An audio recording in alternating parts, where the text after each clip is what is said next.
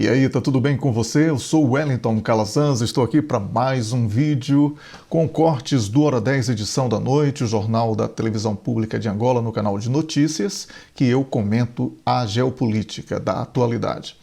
E também eu tenho conteúdo exclusivo para você que é seguidor aqui do canal. Por falar em seguidor, eu peço que você curta, comente, compartilhe para ampliarmos o alcance e fazermos esse canal um canal cada vez mais forte. E quem pode, contribui com Pix para que possamos melhorar cada vez mais a nossa prestação aqui para você, tá bom? Vamos assistir aos cortes e depois não desligue, não saia, para que possamos discutir um pouco com o conteúdo exclusivo do canal. Conteúdo exclusivo para você, tá bom? Vamos assistir aos cortes.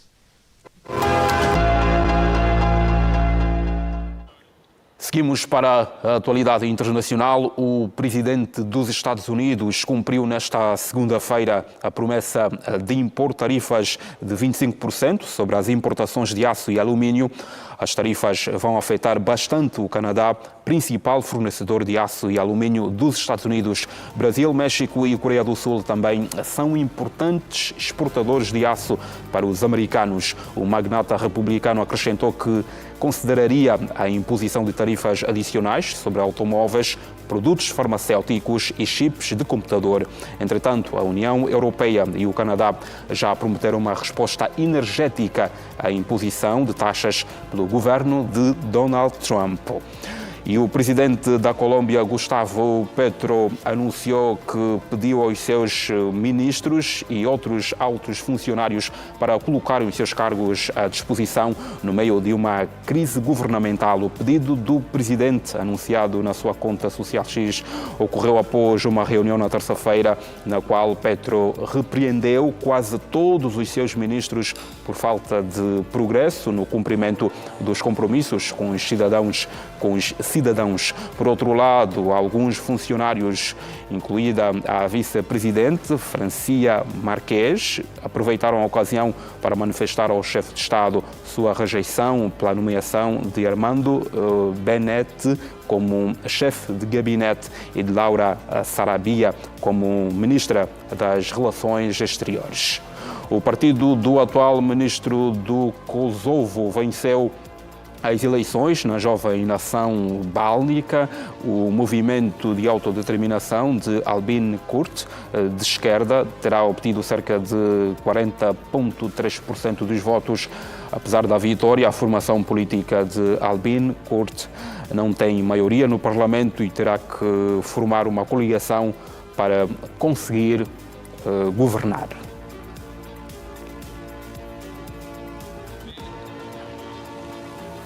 Momento para a habitual análise com o Issau Agostinho e Wellington Calazans, aos dois. Muito boa noite e bem-vindos.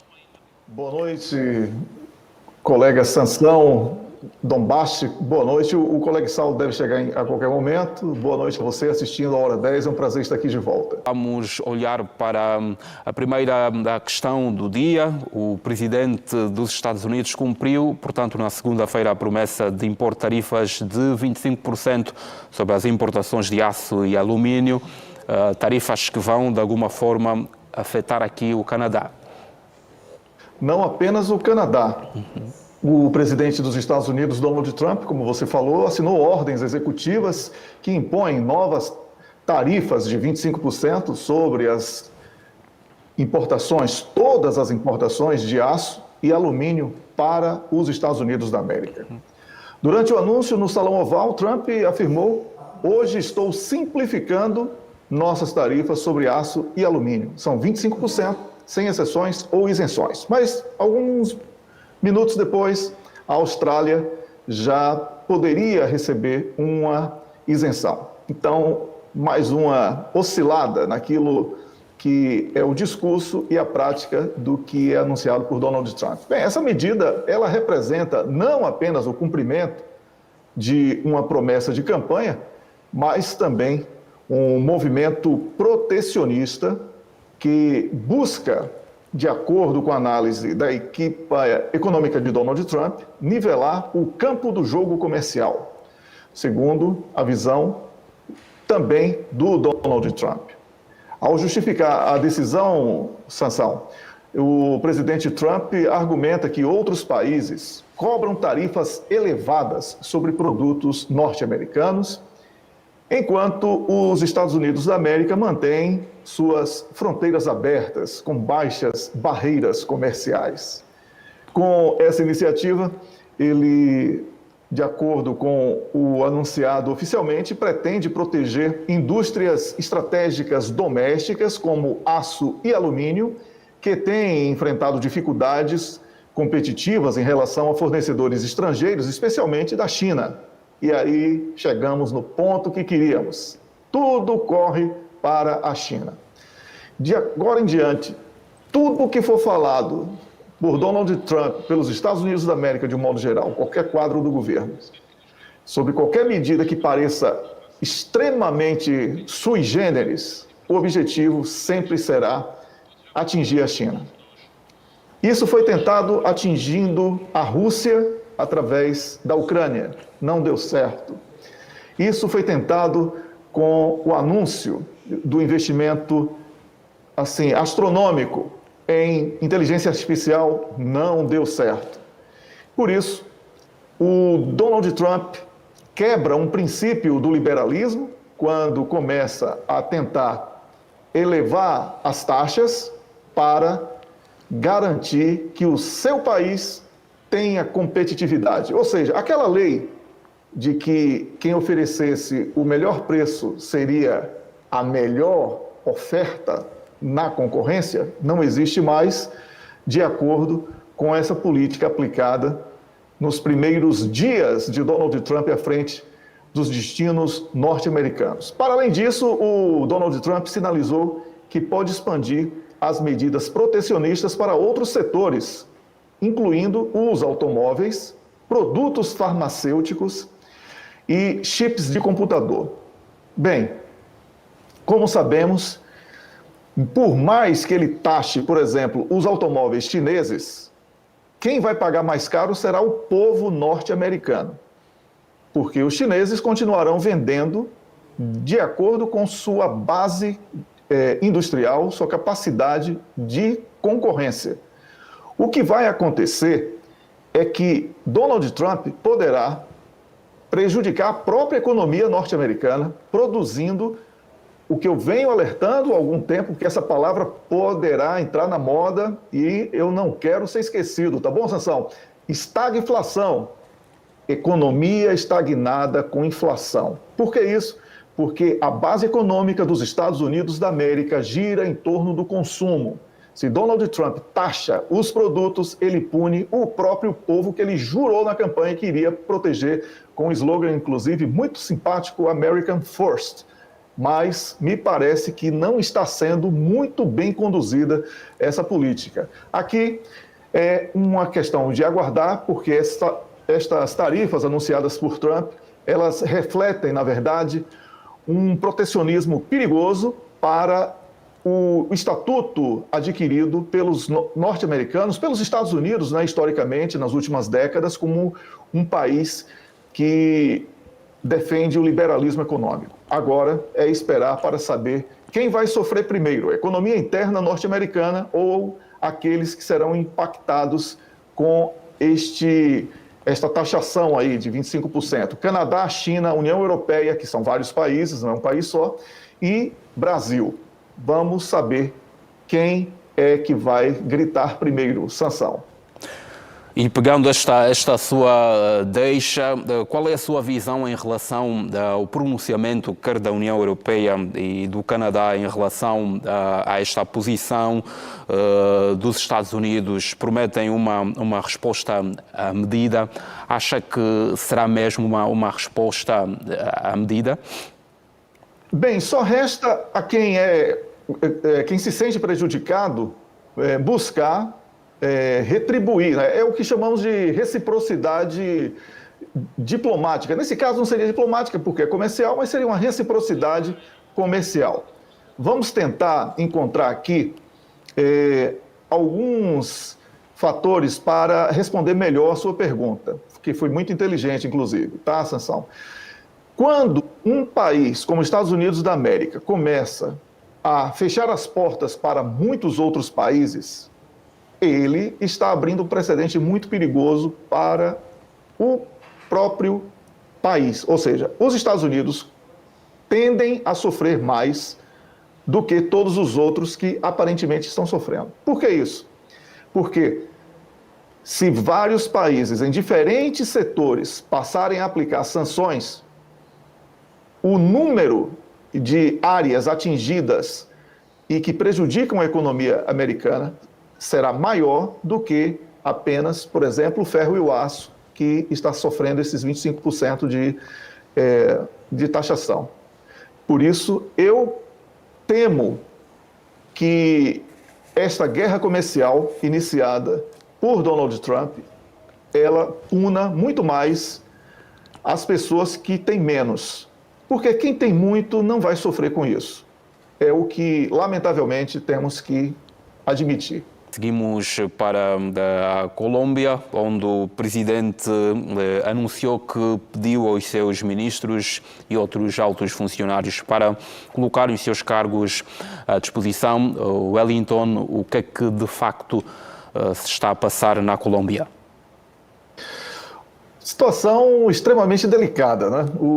Você mencionou aí com muita propriedade que a crise ministerial no governo de Gustavo Petro, lá na Colômbia, aponta aí para um pedido de renúncia de todo o seu gabinete, e as renúncias começaram a acontecer, e isto decorrente de escândalos políticos e dificuldades de segurança. Mas tem outras questões aí interessantes que eu gostaria também de expor. Primeiro que as renúncias no governo, né, uma muito sentida foi a do ministro da Defesa, o Iván Velásquez, porque ele era considerado o grande pulso firme para conter os problemas que vinham escalando de violência dentro do país e nas fronteiras. E, para além disso, outros 5 ministros renunciaram, o que expõe aí uma crise completa no gabinete do presidente Petro. As condições de segurança no país, o Velásquez deixou o cargo porque ele vinha sendo culpado pela crescente onda de violência nas regiões de Catatumbo e também de Chocó. Observamos aqui, de acordo com a imprensa colombiana, que eu busquei hoje as informações, que esses problemas, eles eram muito peculiares daquelas regiões e que não era uma coisa que poderia sair do domínio do Velásquez, e por isso ele se sentiu injustiçado e, diante de toda a pressão popular, ele optou pela renúncia, né? Atendendo também a um pedido do próprio presidente da Colômbia, o Petro. A crise ministerial, Sansão, ela impactou toda a programação legislativa e, com isso, todas as votações de uma reforma de saúde que vinha sendo uma grande demanda nacional, com protestos nas ruas, etc., ela foi adiada. E isso gera ainda mais insatisfação, não é? Para que você tenha uma ideia, 60% da população colombiana hoje desaprova o governo de Petro, e este governo enfrenta múltiplas crises e pressões políticas como muito pouco temos visto na Colômbia nas últimas décadas. A nomeação de Armando Benedetti como chefe de gabinete gerou também um descontentamento muito grande entre os ministros, o que provocou também toda esta celeuma que culminou com o pedido do presidente de que todos renunciassem.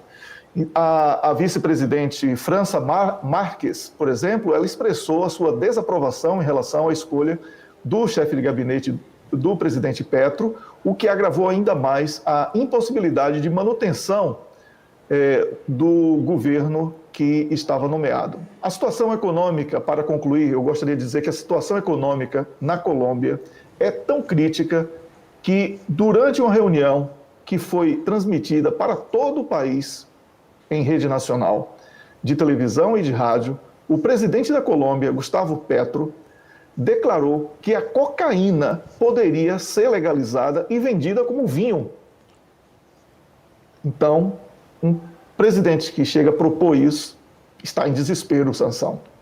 Wellington, seguimos para Kosovo, onde o partido do atual primeiro-ministro venceu as eleições legislativas, mas perdeu a maioria e terá que encontrar parceiros para governar. Este atual primeiro-ministro terá uma missão fácil para coligar-se? Bem, não tem vida fácil quando você ganha, mas não leva tudo, né? É como se pagasse e recebesse a metade da mercadoria. Afinal de contas, as políticas que devem ser aprovadas no parlamento, elas vão aí exigir um esforço hercúleo do novo governo para que possam ser postas em prática. A formação de um governo já é complicada quando ela é cheia de remendos. Por quê? Porque no decurso, né, do governo pode haver ali uma desavença. Já vimos muito este filme, né, e comentamos muitas vezes casos de países que o governo foi uma coxa de retalhos e acabou, né, descosturando no meio do caminho.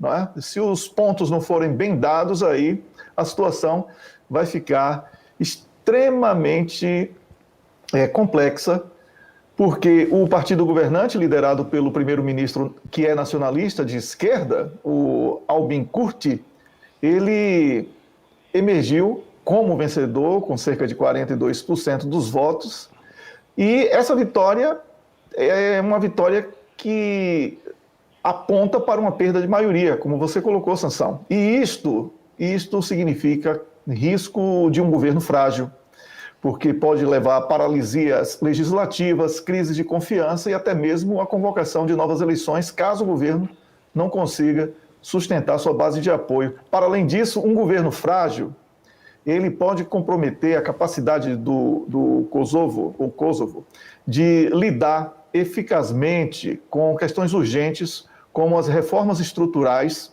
combate à corrupção e melhoria dos serviços públicos, que são exigências da União Europeia para que o país que pleiteia ingressar na União Europeia possa atingir esse objetivo.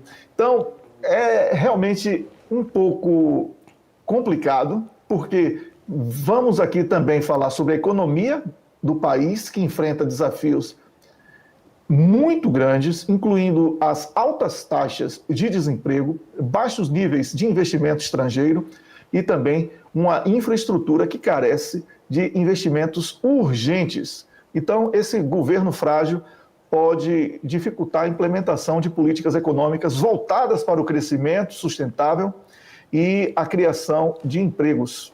Vamos ver aí, porque também tem a questão da relação entre o Kosovo e Sérvia, que permanece tensa desde a declaração de independência do Kosovo em 2008, que, mesmo com o apoio de muitos países ocidentais, é rejeitado pela Sérvia e alguns de seus aliados internacionais. Então, vamos ter que aguardar um pouco para que possamos ter um cenário mais definido e, desta maneira, assim podermos fazer uma análise mais aprofundada. Pois bem, a ver, vamos e por hoje concluímos com a nossa análise. Obrigado, Wellington. Para o Wellington, até segunda-feira. Um grande abraço para você, boa noite, Sansão, boa noite, meu colega Sal. Eu volto no sábado no Conexão Angola e ao nosso público do Hora 10 até segunda-feira.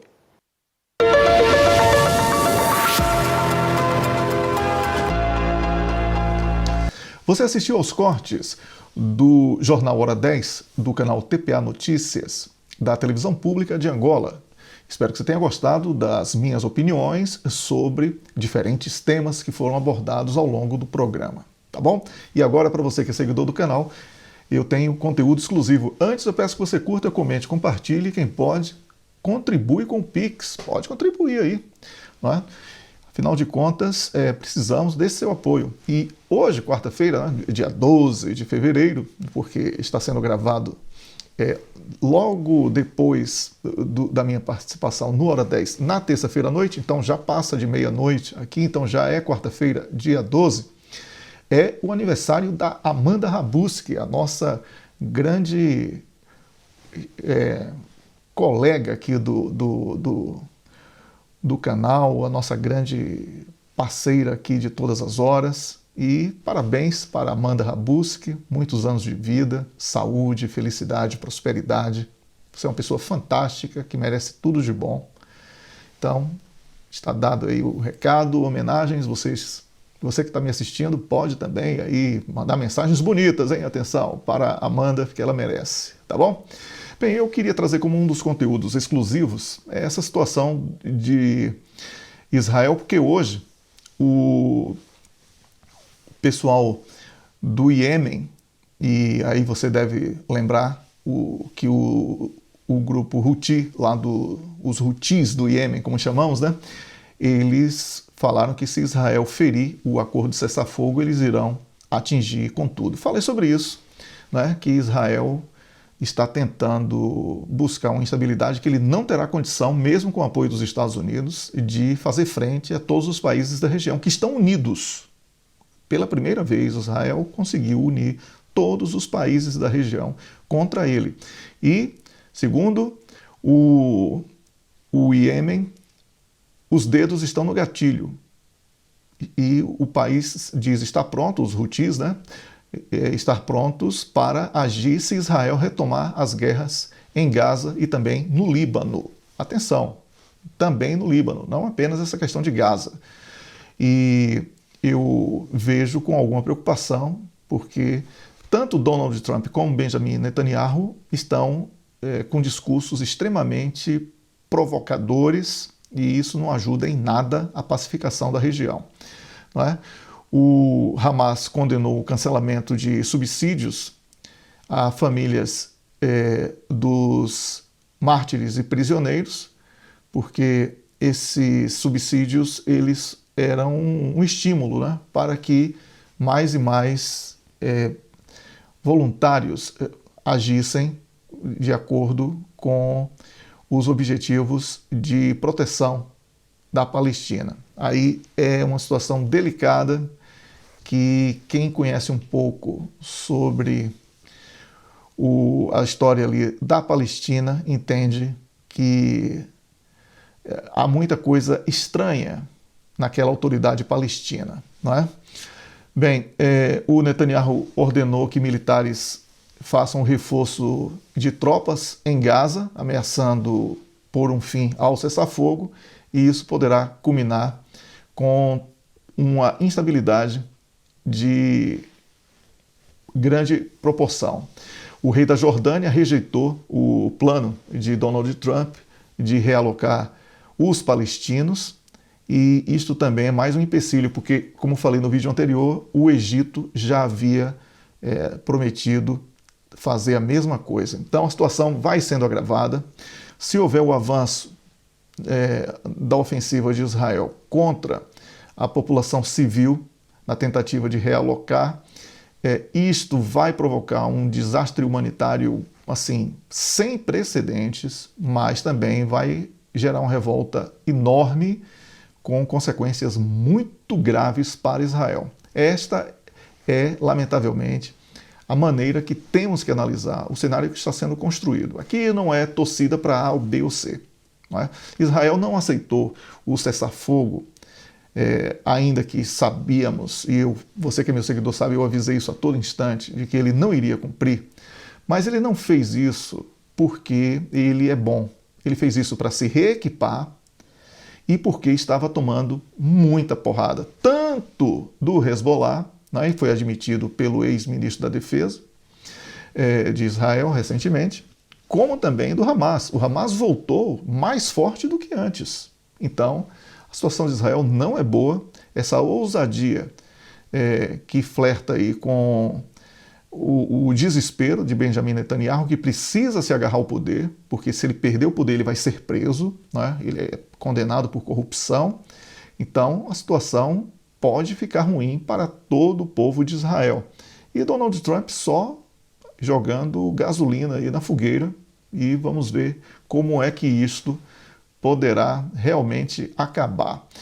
Bem, outro tema interessante que eu trago para você é bem relacionado ao Brasil, é que mais de 20 ONGs brasileiras receberam 267 milhões da USAID nos anos de 2023 e 2024, e que aí há uma coincidência com o regresso de Luiz Inácio Lula da Silva ao poder, né?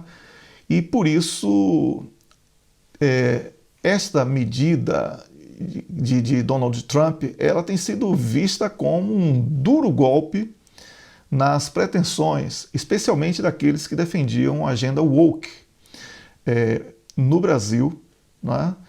E muitos vão perder o patrocínio. Então não estranhe se de repente blogs, jornalistas, canais do YouTube, outros influenciadores políticos, juízes comecem a mudar o discurso, adaptando a nova realidade, porque a torneira do dinheiro da USAID foi fechada para o Brasil. Isso tem um lado muito bom, não é? Porque o trabalho mais sentido da presença através do patrocínio da USAID no Brasil era de promoção do crime, leis que flexibilizavam drogas e outras coisas que são danosas para a sociedade brasileira e para a unidade nacional. Então, vamos torcer para que esta falta de dinheiro, e olha, falei há 3 anos, eu falei isso no canal Geoforça, num programa num domingo, não é? Que eu fazia as lives aos domingos com o Rubem Gonzalez, o Rubão, e eu avisei que se houvesse a volta de Trump ao poder, ele iria fechar as torneiras e toda essa cultura woke iria sofrer duramente. E aconteceu exatamente aquilo que foi prognosticado, não foi previsão. Mesmo sendo baiano, eu não faço previsão, eu faço análise. E você pode curtir, comentar e compartilhar o nosso conteúdo, quem pode contribuir com Pix. E, mais uma vez, parabéns para você, Amanda Rabuski. Muitos anos de vida, saúde, felicidade e que esta data se repita por muitas e muitas outras. Obrigado por tudo. Até lá, até o próximo vídeo. Sábado tem Conexão Angola.